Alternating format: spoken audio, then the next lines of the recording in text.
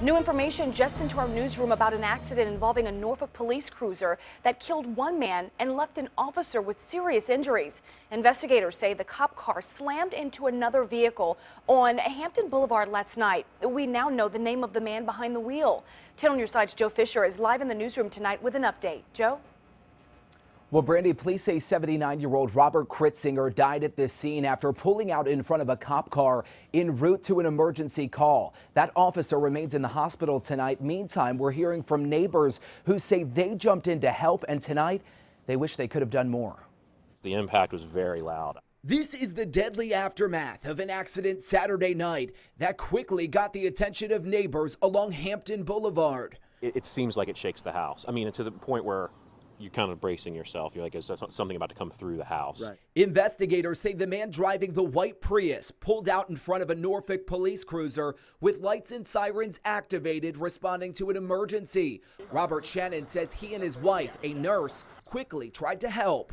The cop was talking, but all his airbags were inflated. It was hard to see him. Said he thought his leg was broken. I asked him if he was okay, and it took him a minute, and he said he was okay.